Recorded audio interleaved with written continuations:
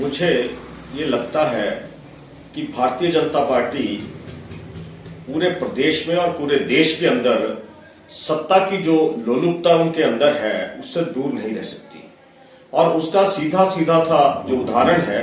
वो वर्तमान परिस्थितियों में हिमाचल प्रदेश के अंदर एक कांग्रेस की स्थिर सरकार जो थी उसको गिराने में जो प्रपंच इन्होंने रचा है वो आम लोगों के सामने अब जो है एक्सपोज भारतीय जनता पार्टी हो चुकी है।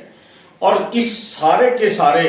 जो बनी और स्थिर सरकार को गिराने की जो प्रक्रिया भारतीय जनता पार्टी ने रची है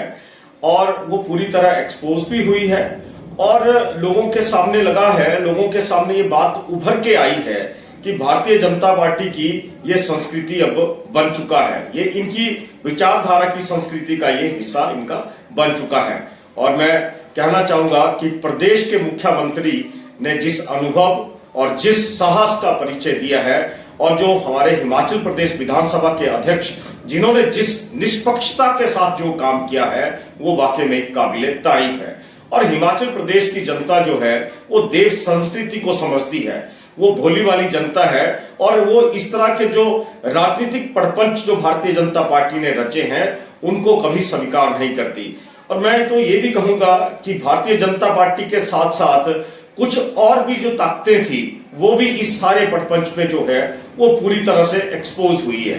तो आने वाले लोकसभा के जो चुनाव हैं उनके अंदर मैं समझता हूं कि भारतीय जनता पार्टी की विचारधारा, कथनी और करनी ये भगवान मर्यादा पुरुषोत्तम श्री राम का नाम लेते हैं और इनके सारे के सारे जो कर्म है वो अमर्यादित हैं, इमोरल हैं। इन्होंने जिस तरह का भेदभाव और जितना सरकार के साथ चलने के लिए इन्होंने सहयोग करना चाहिए था, पहले केंद्र की भाजपा सरकार ने